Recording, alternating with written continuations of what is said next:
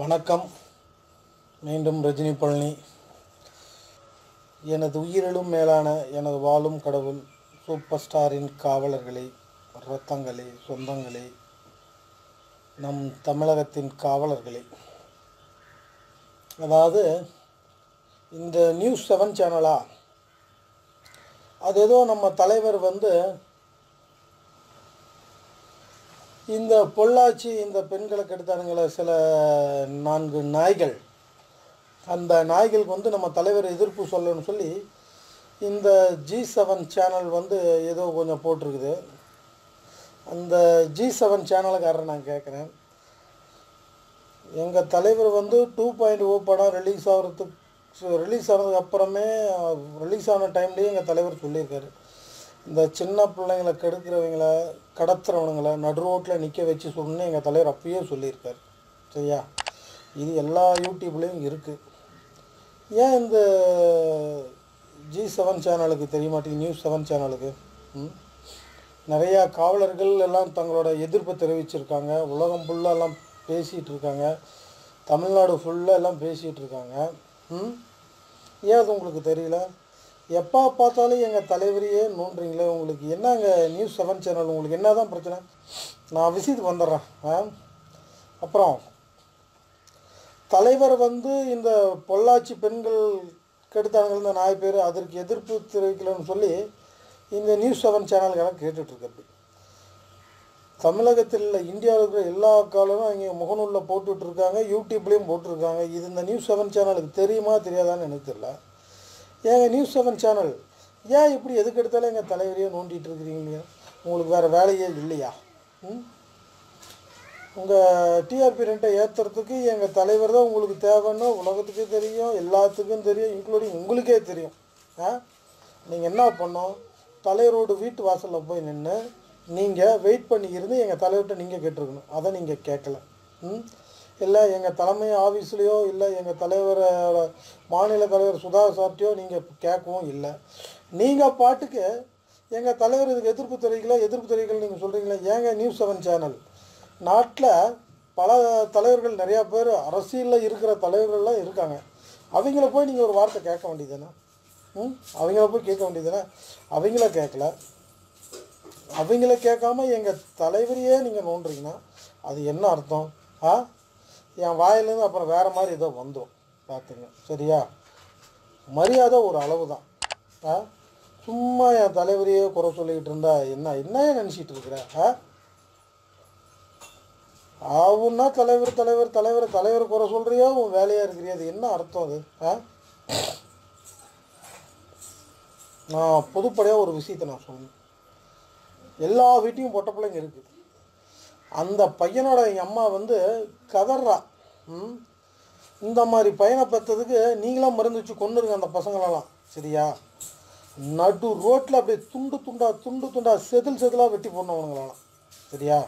அதெல்லாம் பெரிய பாவம். அதெல்லாம் பொட்ட பிள்ளைங்க, பாரத தாய்னு சொல்கிறோம் பெண்களை தான். அந்த பெண்களை தெய்வமாக மதிக்கணும். அந்த பொண்ணை வாயில் பேசுகிறதுக்கே சங்கடமாக இருக்குது. எப்படி தான் இதெல்லாம் வெளிநாட்டிலலாம் எப்படி தெரியுமா? தப்பு பண்ணுறவனை வான்கொடுமைக்கு, ஏதாவது இந்த பாலியல் பலாத்காரத்துக்கு பண்ணுறவனாவே இமிடியட்டாக சட்டம் தன் கடமையை செய்யுது.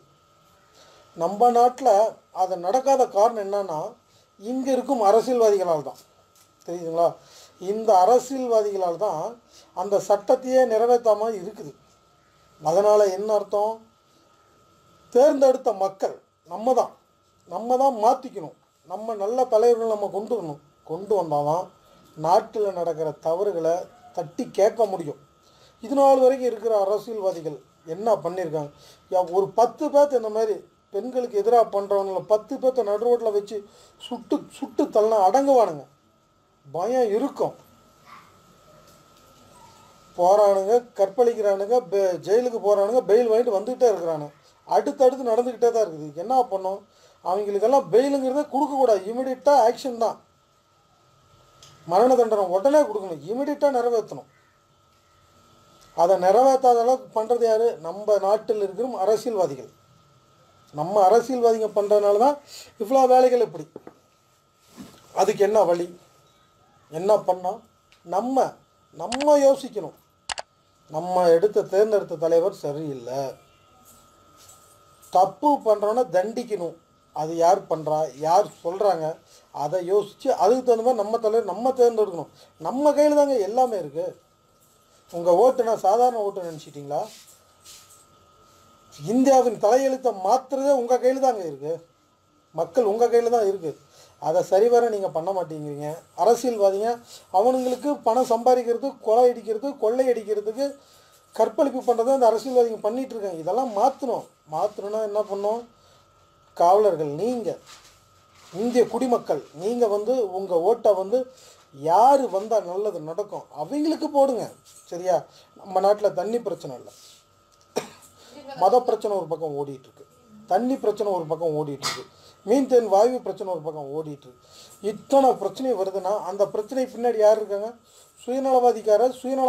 சுயநலக்கார அரசியல்வாதிங்க இருக்காங்க. அதை தேர்ந்தெடுத்ததாரு நீங்கள்.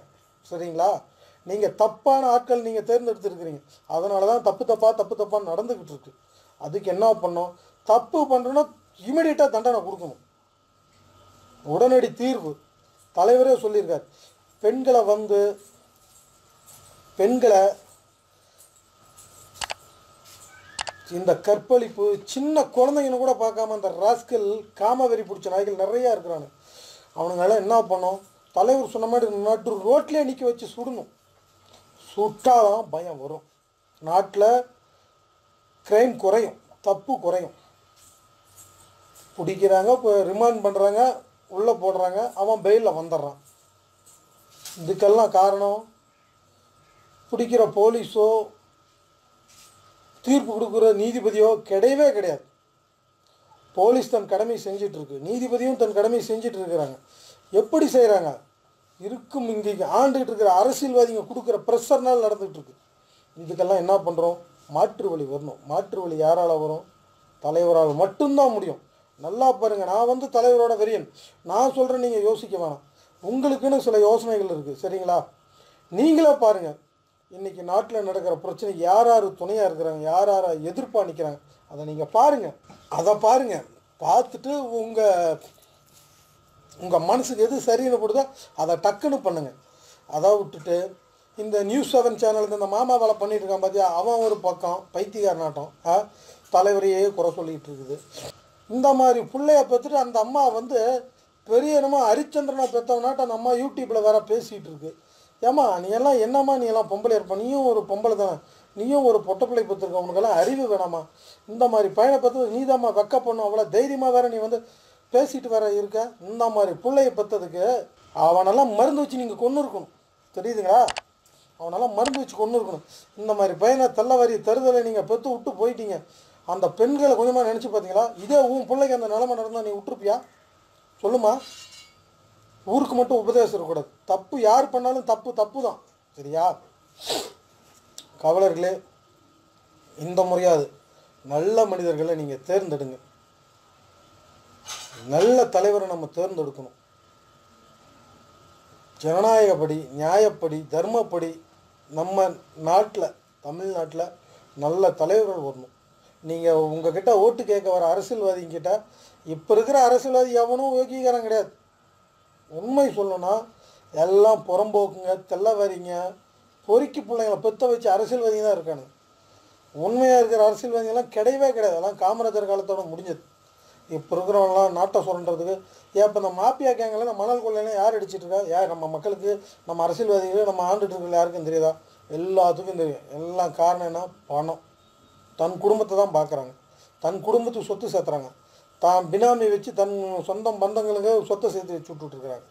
நம்ம ஜனங்களை யார் என்ன எதுன்னு கண்டுக்க மாட்டேங்கிறாங்க. அதனால் மாற்றம் வரணும், கட்டாயம் வரணும். வணக்கம் சரவணன், வணக்கம். கோவை சரவணன், வணக்கம். தயவு பண்ணி இந்த பொள்ளாச்சி பிரச்சனையை சட்டம் தன் கடமை கட்டாயம் செய்யும். அதுக்கு நம்ம அந்த பிள்ளைங்க யாரோ பெற்ற பிள்ளைங்கன்னு நினச்சிருக்கோம், எல்லாம் உங்கள் வீட்டு பிள்ளைங்க மாதிரி நினச்சி உங்களோட எதிர்ப்பை தெரிவிங்க. சரிங்களா? பொள்ளாச்சி மட்டும் இல்லை, ஒட்டுமொத்த தமிழகத்தில் இருக்கும் அனைத்து குடிமகன்களும் தங்களோட எதிர்ப்பை தெரிவிக்கணும். சிஎம் செல்லுக்கோ பிஎம் செல்லுக்கோ மெயில் பாஸ் பண்ணுங்கள். இதெல்லாம் தப்பான செயல். இதுக்கு என்ன பண்ணுமோ சட்டம். எல்லாரும் ஒரு கை தட்டினா சத்தம் வராது, பல கை தட்டினா தான் ஓசை ஹெவியாக வரும். தெரியுதுங்களா? நம்ம சிஎம் செல்லுக்கும் பிஎம் செல்லுக்கும் நீங்கள் மெயில் பாஸ் பண்ணுங்கள். கட்டாயம் நல்ல தீர்வு கிடைக்கும். ஐயா நீதிபதி ஐயா, தமிழகத்திற்கும் வக்கீல்களே, நீதித்துறை சேர்ந்தவர்களே, உங்கள்கிட்ட எல்லாத்துலேயும் தாழ்மையாக கைகூப்பி கேட்டுக்கிறேன். இந்த மாதிரி காம கோடர்களுக்கு தயவு பண்ணி எந்த வக்கீலும் வாதாடாதீங்க. ஐயா நீதிபதி ஐயா, உங்களால் மட்டும்தான் நீதியை நிலைநாட்ட முடியும். இந்த மாதிரி துரோகிகளை, காம கொடூரன்களை நீங்கள் பெயிலுங்கிறதே கொடுக்கக்கூடாது. இந்த மாதிரி நாய்களுக்கு எந்த ஒரு லாயருமே போய் பெயில் எடுக்கவும் கூடாது. உங்கள் கையில் தான் இந்த நாட்டோட எதிர்காலமே இருக்குது. உங்கள் வீட்டு பிள்ளைங்களாம் நினச்சி நீதிபதியாக நீங்கள் கொடுக்குற தண்டனையில் தான் இந்த நாடும் திருந்தணும், இந்த நாட்டு மக்களும் இதுதான் சட்டம், இனிமேல் நம்ம நாடு திருந்தோம். இந்த தவறை பார்த்து அடுத்தவனுக்கு தவறு பண்ண யோசிக்கணும். இது உங்கள் கையில் தான் இருக்குது. என் உயிரிலும் மேலான எனது வாழும் கடவுள் சூப்பர் ஸ்டாரின் காவலர்களே, உங்களோட மொபைலிருந்து நீங்கள் மெயில் அனுப்பலாம். உங்கள் சிஎம் செல்லுக்கோ பிஎம் செல்லுக்கோ நீங்கள் அனுப்பலாம். இந்த பொள்ளாச்சி பிரச்சனைக்கு இந்த 7 சேனல் இருக்குது பார்த்தீங்களா, மாமா வேலை பண்ணுற 7 சேனல், அவன் நம்ம தலைவரையே எதுக்கு எடுத்தாலும் குறை சொல்லிக்கிட்டு இருக்கிறான். இதுக்கெல்லாம் தக்க எதிர்ப்பு நம்ம தெரிவிக்கணும். கண்ணியமான முறையில் நம்ம எதிர்ப்பை தெரிவிப்போம். நன்றி, வணக்கம், ஜெய்ஹிந்த். நீங்கள் பார்க்குற வீடியோ ஏதாவது ஸ்க்ரீனில் இருந்தது அப்படின்னா அதை கிளிக் பண்ணி அந்த வீடியோவை பார்த்துக்கோங்க. அடுத்த வீடியோவை பார்க்குறதுக்கு முன்னாடி நம்மளுடைய SRFC சேனலை சப்ஸ்கிரைப் பண்ணிக்கோங்க.